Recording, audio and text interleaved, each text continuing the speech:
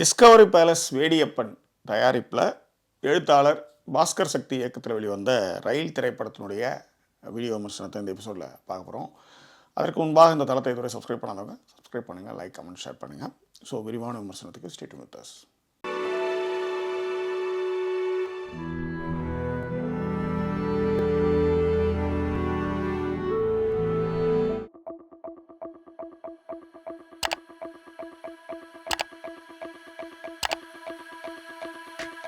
ரயில் ஆக்சுவலாக வடக்குன்னு பேர் வச்சு அந்த பெயரை எடுக்கிறதுக்கு நிறைய எதிர்ப்புகள்லாம் கிளம்பி அதுக்கப்புறம் ரயில்னு பேர் வச்சு படத்தை ரிலீஸ் பண்ணாங்க.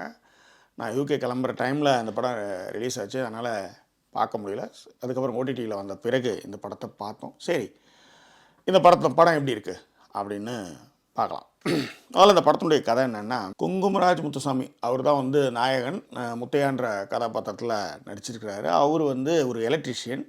அவருக்கு மனைவி யாருன்னு பார்த்தீங்கன்னா செல்லம்மா. அவங்க வைரமாலா. அவங்க செல்லம்மா கேரக்டரில் பண்ணியிருக்காங்க. ஒரு வடக்கன் பையனாக சுனில், அவர் தான் பர்வைஸ் மஹ்ரோ, அவர் தான் சுனில் கதாபாத்திரம் நடிச்சிருக்காரு. இந்த 3 கதாபாத்திரங்கள். அதன் பிறகு நம்ம முத்தையாவுடைய நண்பனாக வரதன் கேரக்டரில் ரமேஷ் வைத்தியா நடிச்சிருக்கார். ஓகே, ஸோ இதுதான் கதாபாத்திரங்கள். இந்த படத்துடைய கதை என்ன அப்படின்னு பார்த்தீங்கன்னா, எலக்ட்ரிஷியன் முத்தையா குடி குடி குடி வேறு எந்த ஒரு விஷயமும் இல்லை, குடிச்சிக்கிட்டே இருக்கிறாரு. ஆனால் வடக்கிலிருந்து வந்தவர்கள் சொந்த ஊர்லேருந்து பஞ்சம்பழக்கம் இங்கே வந்தவங்க கடுமையாக வேலை செய்கிறாங்க, பொருள் ஈட்டுறாங்க, எல்லா வேலையும் பண்ணுறாங்க. ஆனால் தனக்கு அந்த வேலைவாய்ப்புகள் பறிபோகுதுன்ட்டு வடக்கன்கள் மேலே மிகப்பெரிய கோவத்தில், வடநாட்டவர்கள் மேலே மிகப்பெரிய கோவத்தில் கதாபாத்திரமான முத்தையா ஈடுபடுது.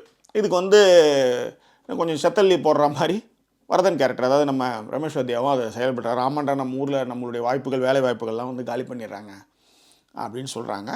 இதில் அன்ஃபார்ச்சுனேட்லி இவங்க முத்தையா அண்டு செல்லம்மா இருக்கிற வீட்டிலே ஒரு வடக்கத்திய பையனும் வேலை பார்க்குறான். பக்கத்தில் இருக்கிற ஒரு கம்பெனியில் வேலை பார்த்துக்கிட்டு இருக்கிறான்.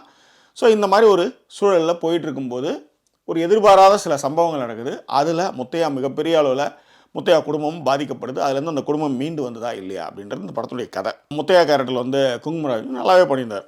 நல்லா அந்த என்ன சொல்கிறது, ஃபஸ்ட்டு ஷாட்டே அந்த இதில் வயலில் படுத்துக்கிட்டு தம் அடிச்சுக்கிட்டு கறி கஞ்சி கொடுக்குறாங்க, இதுமாதிரி கிளம்பி போகிறது, எந்த ஒரு நோக்கமும் இல்லாமல். அது மட்டும் கிடையாது, பொண்டாட்டி செல்லம்மா அவங்க வைரமாலா அவங்களும் சூப்பராக பண்ணியிருந்தாங்க. இத்தனைக்கும் மாமனார் தங்கமானவர், பொண்டாட்டியும் தங்கமான பொம்பளை.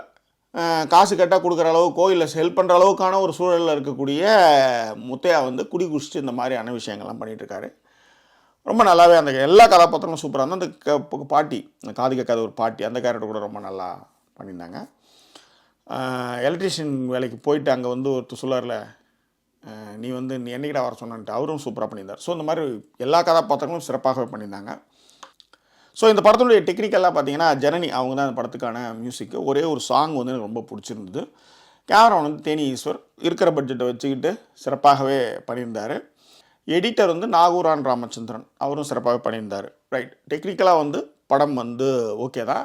லோ பட்ஜெட்ன்றது நிறைய இடங்களில் அது தெரியவே ஆரம்பிச்சது. Right, okay. What is the minus point? ஐயப்பனும் கோஷியும் ஒரு படம் ஒன்றும் இல்லை, 2 பேருக்கும் உள்ள ஈகோ தான் படம். அந்த ஈகோ எங்கெங்கெல்லாம் தலை தூக்குது, அதுக்கு என்ன மாதிரியான விஷயங்கள்லாம் அப்படி இருக்குது அப்படின்னும் போது, அந்த ஈகோவுக்கான நிறைய படங்களை பார்த்து ரெஃபரன்ஸ்லாம் நிறைய எடுத்ததுனால தான் அந்த காட்சிகள் எடுத்துருக்க முடியும்னு நான் நம்புகிறேன்.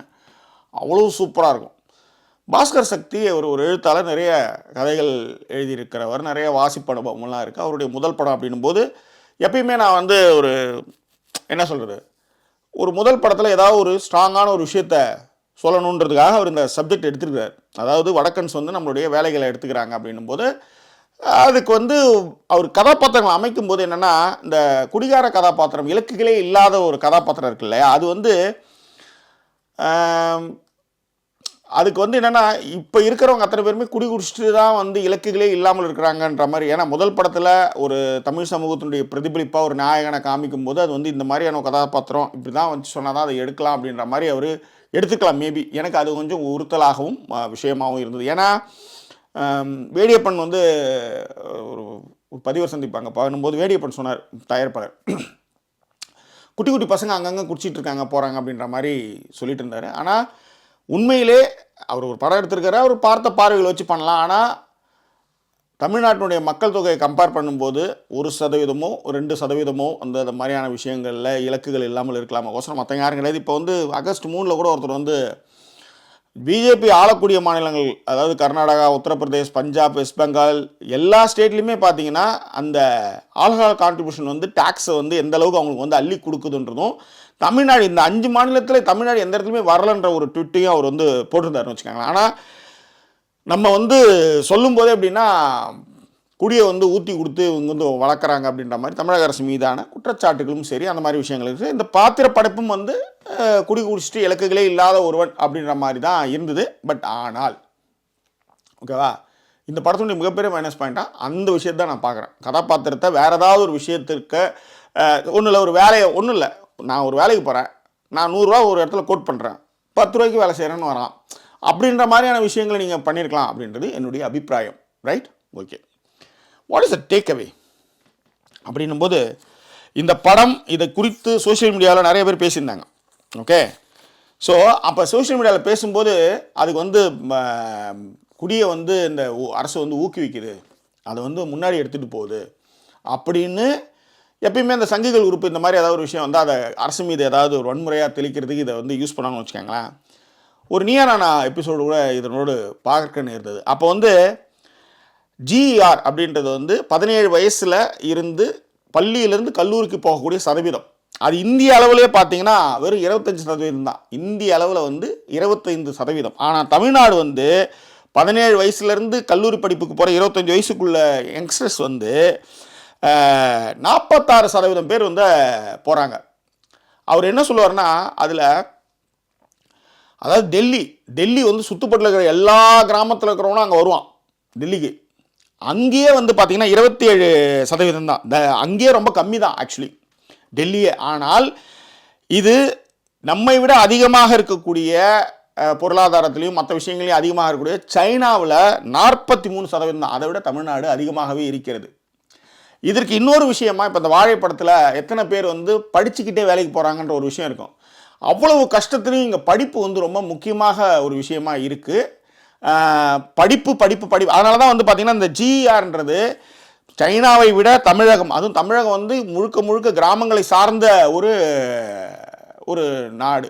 தமிழ்நாடு வந்து ஒரு ஸ்டேட் ஆக்சுவலி இந்தியாவில். அங்கே வந்து 46% பேர் வந்து பள்ளியிலேருந்து கல்லூரி படிப்பு போகிறான்னா, இங்கே ஏற்கனவே திராவிட தலைவர்கள் இதை செஞ்ச அந்த ஃபண்டமெண்டல் ஃபவுண்டேஷன் இருக்கு இல்லையா, அது ரொம்ப ஸ்ட்ராங்காக வச்சதுனால தான் அதை செய்கிறாங்க. ஆனால் இந்த படத்தில் வந்து குடிச்சிட்டு இருக்காங்க, போகிறாங்க, சின்னவங்களே ரொம்ப பசங்களாம் கெட்டு போயிடுறாங்க, இலக்குகளே இல்லாமல் ஒரு கதாபாத்திரம் அப்படின்னும் போது ஒரு கதைக்காக அதை எடுத்துக்கிட்டாருன்றதுக்காக ஒரு முழு மூச்சா ஒரு சமூக பொறுப்பே இல்லாத ஒரு இயக்குனர் அப்படின்னு நான் சொல்ல வரல. இதன் மூலமாக சொல்ல வேண்டியது, இந்த படத்தை முன்வைத்து சங்கிகள் குதிச்சாங்க இல்லையா, அதற்கான பதிலாக தான் நான் வந்து இந்த ஜிஆர் மேட்டரை வந்து நான் இங்கே வந்து சொல்ல வேண்டிய கடமைப்பட்டிருக்கிறேன் அப்படின்னு சொல்லலாம். அதனால தான் கவர்மெண்ட் வந்து படிப்புக்கு அவ்வளோ அள்ளி கொடுக்குது. மதிய உணவு திட்டத்திலேருந்து காலை உணவு திட்டமாச்சு. இப்போ மாணவர்களுக்கு 1000 ரூபா அமௌண்ட்டு கொடுக்குறாங்க, படிக்கணும் அப்படின்றதுக்காக உதவித்தொகை மாதிரி 1000 ரூபா வந்து பெண்களுக்கும் கொடுக்குறாங்க, ஆண்களுக்கும் கொடுக்குறாங்க. அதனால தான் வந்து ஜிஆர் அதிகமாக இருக்குது. அதனால தான் வந்து சரி, இந்த தொகையில் வந்து ஏதோ ஒரு பையன் ஒரு 1% பசங்க இந்த மாதிரி கெட்டு போகிறாங்கன்னு வச்சுக்காங்களேன். அப்போ இருக்கிற மற்றவங்களாம் யோசிச்சு பாருங்க, 99% இதன் மூலமாக பலன் பெறுறாங்க அப்படின்றதான் நம்ம சொல்லக்கூடிய ஒரு விஷயம். Right, okay. What is the conclusions and rating? என்னை பொறுத்தவரையிலையும் சும்மா சொல்லிட்டு இருக்கிறத செயல்படுத்தி காமிக்கிறது ஒன்று இருக்குது. சம்திங் இஸ் பெட்டர் தென் நத்திங்னு. அந்த மாதிரி வந்து பாஸ்கர் சக்தி ஒரு படைப்பை வந்து முன்வைத்திருக்கிறார். உண்மையிலே கிளைமேக்ஸ் வந்து சூப்பர்.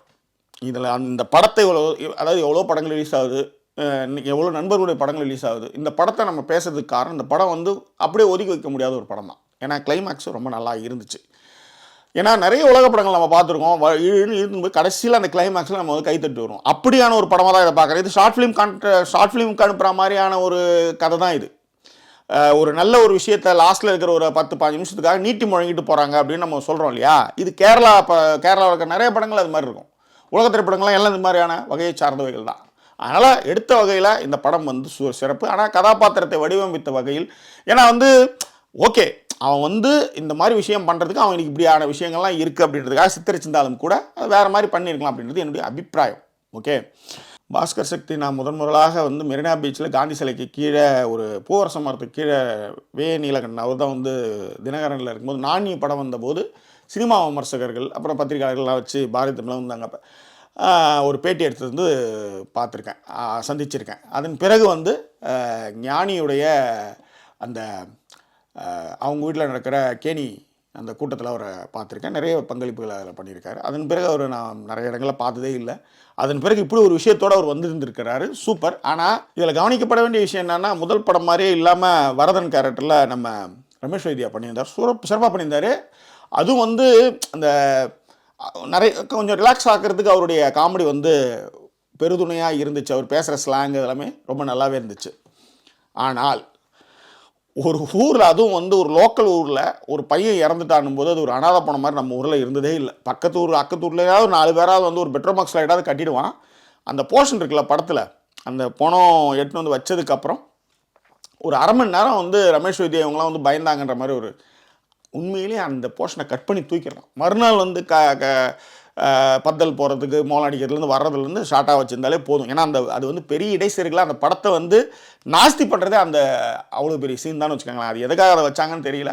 ஒரு முதல் படம் அப்படின்னும் போது சில பல காரணங்களுக்காக இல்லை கொஞ்சம் இவ்வளோ தூரம் வரணும் அப்படின்றதுக்காக வச்சுருக்கலாம்.